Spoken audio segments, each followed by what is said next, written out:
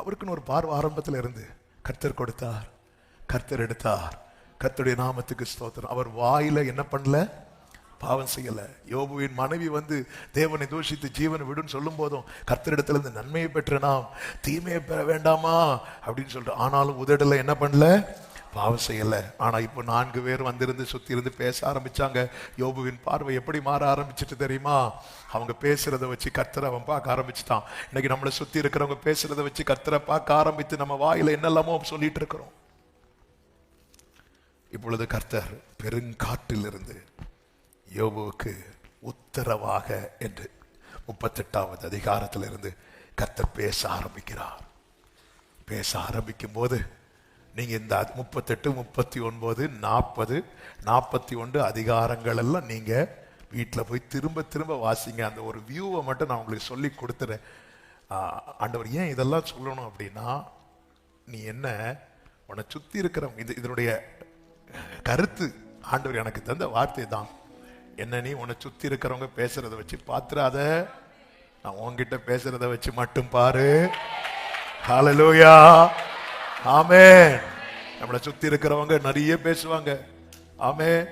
கீழே இருக்கிறவங்க இயேசு சிலுவையில் அறைந்த போது அவ்வளவுதான், ஏதோ கூப்பிட்டாரே எலியா வராரா பாப்போம் இல்ல, நிறைய பேசுவாங்க. ஆண்டவர் கைவிடுவன், கொலை பாதகன், பாரு தண்டனை வருது. சுத்தி இருக்கிறவங்க 1000 பேசுவாங்க.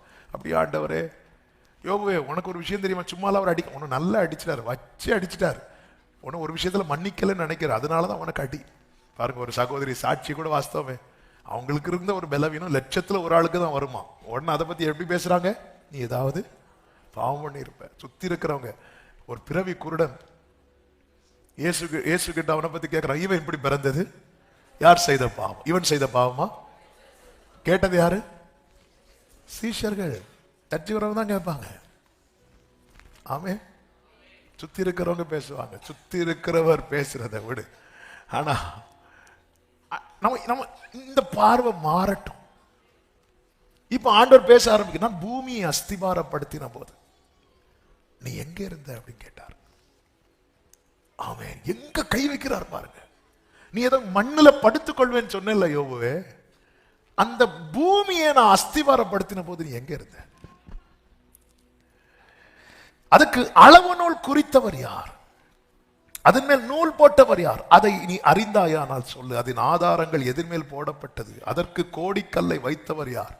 நீ உன் வீட்டுக்கு பிரதிஷ்டைக்கு ஒரு கல்லை வைக்கும் போது கூட்டத்தை எல்லாம் கூட்டு சந்தோஷப்பட்டியே.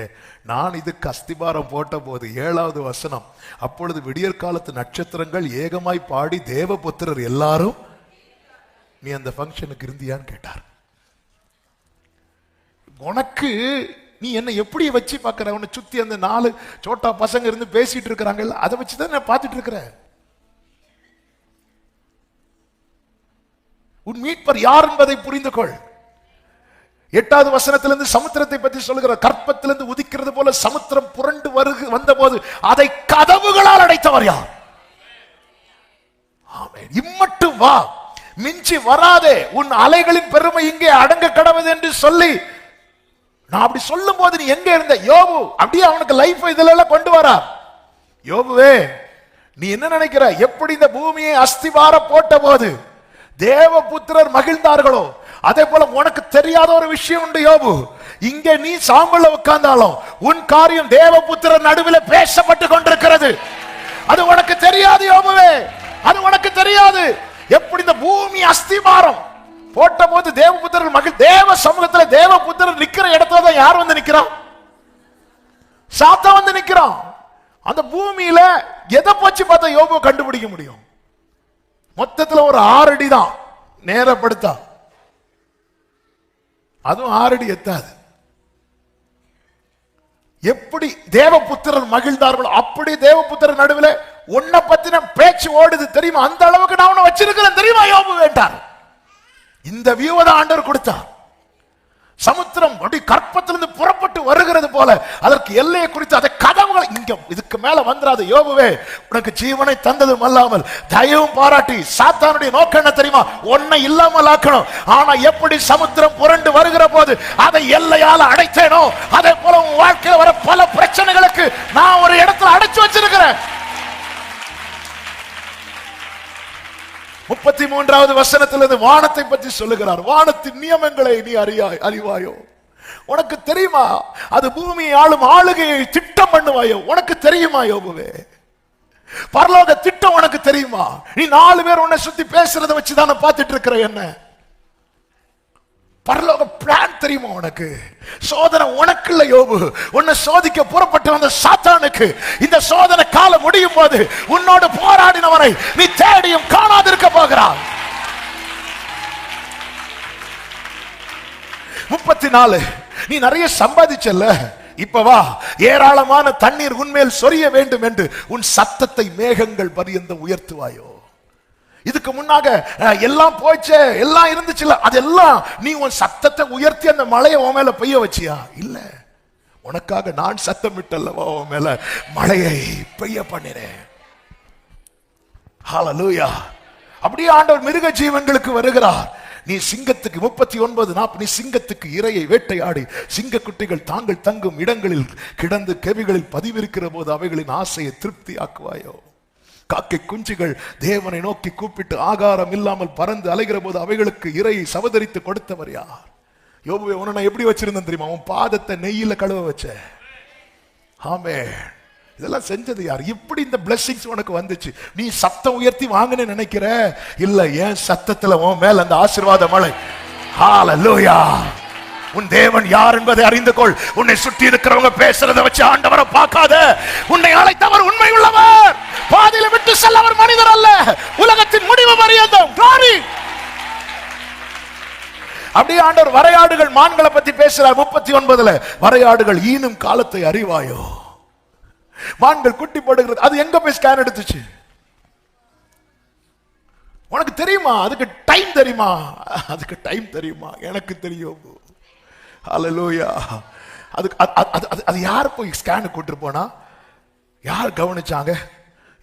யார் பார்த்து சொன்னாங்க? அப்படியே பெட்லயே படுத்திருக்கணும். 2வது வசனம், அவைகள் சினைப்பட்டிருந்து வருகிற மாதங்களை நீ எண்ணி அவைகள் ஈனும் காலத்தை அறிவாயோ?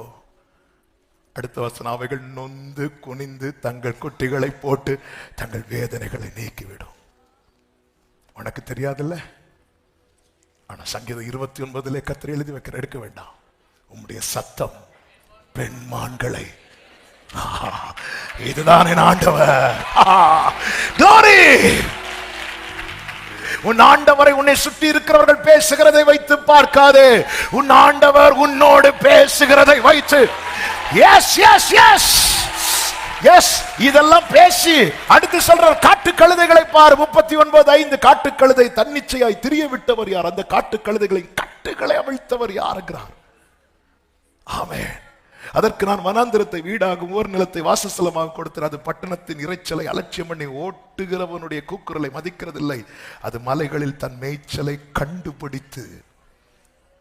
ஆமே, அதுக்கு ஒரு மேய்ப்பன்னா இல்ல, அது தன்னிச்சையா நடக்குது. ஆனா அதுக்கு கண்ணுக்கும் மேய்ச்சலை காணும்படிக்கு நான் செய்வேனா? உனக்கு ஒரு மேய்ப்பர் இருக்கிறார்.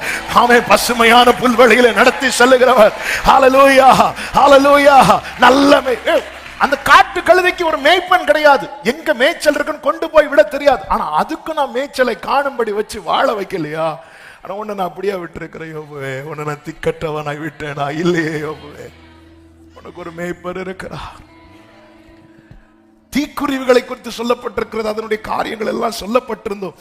அந்த தீக்குருவிகளுக்கு ஒரு சுபாவம் உண்டு. அதுக்கு என்ன கிடையாதுன்னா, அதுக்கு புத்தி கிடையாது. அதனால் அது என்ன செய்யுமா? 39:16 அது தன் குஞ்சுகளை தன்னுடையதல்லாதது போல அவைகளை காக்காத. நீ என்ன அப்படி நினைக்கிறே யோபு? அதை படைத்த அந்த தீக்குருவிக்கு பவர், அது எழும்புகிற, அதுக்கு வீரியம், அதனுடைய வேகம், அதனுடைய பலம். ஆனா அதுக்கு என்ன இல்லை தெரியுமா? புத்தி இல்லை. தன் குஞ்சுகள் தன்னுடையதல்லாதது போல அவைகளை காக்காதபடிக்கு கடினம் உள்ளதா இருக்கும். அவைகளுக்காக அது கவலை இல்லாதபடினால் அது பட்ட வருத்தம். அவ்வளவு பிரயாசப்பட்டு முட்டை போட்டு அதுக்கு மேல கவலையே கிடையாது. என்ன நீ அப்படி பாக்குறியா? சாத்தான் சுத்திட்டு வந்து நிற்கும் போது, என் தாசனாகி யோபுவின் மேல் கவனம், நான் உன்னை இப்படி உருவாக்கி வச்சுட்டு உனக்காக கவலை இல்லாம இருக்கேன்னு நினைக்கிறியா? இல்ல இல்ல இல்ல, நான் உன்னை பாதுகாக்கிறேன். ஹalleluya ஹalleluya. இப்படி சொல்லிட்டே வரார். நமக்கு டைம் போயிட்டு. இதெல்லாம் கேட்டதுக்கு அப்புறம் தான் யோபு ஒண்ணு சொல்றாரு, தேவரீர் சகலத்தையும் செய்ய வல்லவர். நீர் செய்ய நினைத்தது தடைபடாது. எனக்கு இப்போ தெரியுது, நீங்க செய்ய நினைத்தது தடைபடாது. சொல்லிட்டு சொல்றாரு, ஆண்டவரே 42:3 என் புத்திக்கு எனக்கு தெரியாததையும் என் புத்திக்கு எட்டாததையும் நான் அறியாததையும் அலப்பினேன். இன்னொரு வார்த்தை ஆண்டவர் காட்டி கொடுத்தார். அதாவது ஆண்டவர் யாருங்கிற அறிவு டெய்லி வேணும். யோபு 23 அவருடைய கம்ப்ளைண்ட் என்ன தெரியுமா? 9வது வசனம், இடதுபுறத்தில் அவர் கிரியை செய்தும் அவரை காணேன், வலதுபுறத்தில் நான் அவரை காணாதபடிக்கு. ஏன் காணல? ஏன்னா அவர் எப்படி தேடுறார் தெரியுமா? சுத்தி இருக்கிறவங்க பேசுனதை வச்சு தேடினார். அவர் கண்ணுக்கு யார தெரியல. இப்போ ஆண்டவர் பேசுனதை வச்சு பார்க்கிறாரு. 42வது அதிகாரம் அதனுடைய 5வது வசனம், என் காதினால் உம்மை குறித்து கேள்விப்பட்டேன், இப்பொழுதோ என் கண் உம்மை காண்கிறது. ஆண்டவரை இல்லப்பா நீங்க இருக்கிறீங்கப்பா. ஆண்டவரை என்ன எல்லாரும் நிந்தித்த போது என் கூட இருக்கிறீங்கப்பா. நான் தனிமையில் இருந்த போது என் கூட நான் பார்க்கிறேன்ப்பா. இப்ப நான் பார்க்கிறேன், என் கூட இருக்கிறீங்க. என் வலது புறத்துல தான் இருக்கிறீங்க, என் இடது புறத்துல தான் இருக்கிறீங்க. மற்றவங்க சொல்லதை வச்சு பார்த்து ஆண்டவர் நமக்கு பார்க்க முடியாது. ஆனா ஆண்டவர் நம்மோடு பேசுறது வச்சு, எஸ் லார்ட், 7 மடங்கு அக்கறையில நீங்க இருக்கிறீங்க, பத்ம தீவுல நீங்க இருக்கிறீங்க, கொந்தளிப்புல நீங்க இருக்கிறீங்க. ஒன்றும் கிடைக்காத போது, ஒண்ணுமே கிடைக்கல, சீஷர்கள் திருப்பிய மீன் பிடிக்க போறாங்க, ஒண்ணுமே கிடைக்கல. ஆண்டவர் சொல்றாரு, வலைய கடல் இப்படி போடுங்க, வலது பக்கமா போடுங்க. கிடைச்சதும் யோவான் பேதுருட்ட சொல்றாரு, பேதுரு கர்த்தர், அவர் கர்த்தர்னார். பேதுருக்கு ஆண்டவர்னு கேட்டா உடனே கடல் இறங்கணும். ஹல்லேலூயா ஹல்லேலூயா. அது பேதுரு. பேதுருக்கு ஆண்டவர்னு கேட்டா உடனே கடல்ல இறங்கிடணும். ஆமென். இப்ப சொல்ல, எனக்கு இப்ப நான் பார்க்கிறேன், என்னை சுத்தி 4 பேர் இருந்து 4 விதமா பேசும்போது நீங்க இருந்தீங்க. என்னை பராமரித்ததை நான் பார்க்கிறேன், என்னை பாதுகாத்ததை நான் பார்க்கிறேன், என்னோட பேசுனதை நான் பார்க்கிறேன், என்னை தாங்கிறத நான் பார்க்கிறேன், என்னை சுமக்கிறத நான் பார்க்கிறேன். ஆமென். நான் பார்க்கிறேன். எனக்கு ஒண்ணு தெரியும், நீர் சகலத்தையும் சகலத்தையும் நீர் செய்ய நினைத்தது. எல்லாரும் சொல்லுங்க, நீர் செய்ய நினைத்தது தடைபடாது. நீர் செய்ய நினைத்தது எனக்காக ஆயத்தம் பண்ணின என் கண்ணால். நீங்க மத்தவங்க பேசுறத வச்சு பார்த்தா ஆண்டவரை பார்க்க முடியாது. பக்கத்துல சொல்லுங்க, ஆண்டவரை பார்க்கணும். நீங்க